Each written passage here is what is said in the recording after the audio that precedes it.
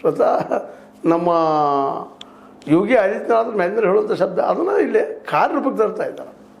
ಹೀಗಾಗಿ B K Hariprasad, D K Shivakumar ಜೊತೆಗೆ ಸಿದ್ದರಾಮಯ್ಯ ಇಟ್ಟುಕೊಂಡಿದ್ದಾರೆ. ಅದು ಭಾಳ ಮಹತ್ವದ. ಭಿನ್ನ ಮತ ಇರಲ್ಲ ಅವರಿಗೆ.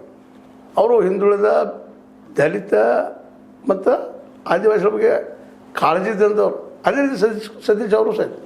ಹೀಗಾಗಿ ಅವ್ರನ್ನೆಲ್ಲರನ್ನೂ ತೆಕ್ಕೆಗೆ ತೊಗೊಂಡೋಗಿ ಹೈಕ್ ಮಾಡಿದ್ದು. ಇವತ್ತು ಒಬ್ಬ ಬಲಿಷ್ಠ KPCCಯ ಅಧ್ಯಕ್ಷನಾಗಿ ಮಾಡಿದ್ದು ವಿಶೇಷವಾಗಿ ಎಲ್ಲ ಕಡೆ ಶ್ಲಾಘನೆ ವ್ಯಕ್ತ ಆಗ್ತಾಯಿದೆ. ಯಾಕಂದರೆ ಅವ್ರನ್ನ ನೋಡಿದ್ದಾರೆ ಈಗಾಗಲೇ ಭಾಳ ಜನ ರಾಜಕೀಯ ರಂಗದಲ್ಲಿ. ಕಳೆದ 20-30 ವರ್ಷಗಳಿಂದ ಕಾಂಗ್ರೆಸ್ಸಿಗರಾಗೆ ಉಳಿದ್ರು.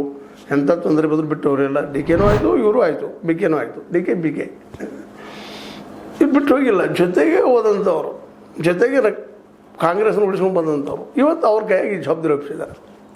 ಕಾಂಗ್ರೆಸ್ ನಿಲ್ಲುವವರೆಗೆ ಸಿದ್ದರಾಮಯ್ಯನ CM ಮಾಡಿದರು. ಇವತ್ತು ಕಾಂಗ್ರೆಸ್ ನಿಧಾನ ನಿಲ್ತಾ ಇದೆ.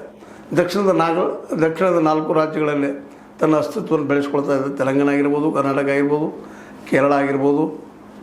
ಅದೇ ಕಾಲಕ್ಕೆ ನಮ್ಮ ತಮಿಳುನಾಡು ಸಹಿತ ತನ್ನ ಅಸ್ತಿತ್ವವನ್ನು ಬೆಳೆಸ್ಕೊಳ್ಳಿಕ್ಕತ್ತದ ರೀ.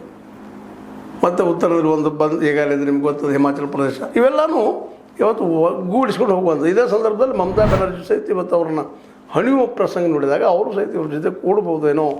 ಕಾಂಗ್ರೆಸ್ನ ಮರ್ಜ್ ಆದರೂ ಆದರೆ ಹಿಡಿಯೋಕ್ಕೆ ಸಾಧ್ಯ ಇಲ್ಲ. ಇಂಥ ಪ್ರಸಂಗ ಇವತ್ತು ಬಂದು ನಿಂತಿದ್ದಾವೆ. ಅದೇನಲ್ಲಿ ಎಲ್ಲ ನೆಲೆಗಟ್ಟಿನಲ್ಲಿ ಜಾಣ್ಮೆ ಅಂತ ಇದನ್ನೆಲ್ಲ ಒಗ್ಗೂಡಿಸ್ಕೊಂಡು ಹೋಗುವಂಥ ಎದೆಗಾರಿಕೆನೂ ಮಾತುಗಾರಿಕೆ ಎಲ್ಲನೂ ಬಿ ಕೆ ಹರಿಪ್ರಸಾದಲ್ಲದ. ಆ ಬಿ ಕೆ ಹರಿಪ್ರಸಾದರ ಕೈಯಲ್ಲಿ KPCC ಅಧ್ಯಕ್ಷ ಸ್ಥಾನ ಕೊಟ್ಟಿದ್ದು ಸೇಫಾಗಿ ಕಾಂಗ್ರೆಸ್ನ ಉಳಿಸುವ ಸಲುವಾಗಿ ಅನ್ನೋದು ಈಗ ಅನಿಸ್ಲಿಕ್ಕತ್ತದ. ಯಾಕೆ ಇಲ್ಲಿಯವರು ಚರ್ಚೆಗೆ ಬಂದಿರಲಿಲ್ಲ ಅವ್ರ ಹೆಸರು. ಅದನ್ನು ಸೋನಿಯಾ ಗಾಂಧಿಯವರು ಮತ್ತು ರಾಹುಲ್ ಗಾಂಧಿಯವರು ಮಾಡಿದ್ರು, ಸುದ್ದಿ ಉಳಿದಾವೆ. ಇವ್ರನ್ನ ಒತ್ತಾಯ ಮಾಡಿ ಇಲ್ಲಪ್ಪ ನೀವು ಆಗಬೇಕಂತ ಮಾಡಿದ್ದು. ಇದರಿಂದಾಗಿ ತಾತ್ಕಾಲಿಕವಾಗಿ ಸತೀಶರು ಒಂದು ಹಿನ್ನಡೆ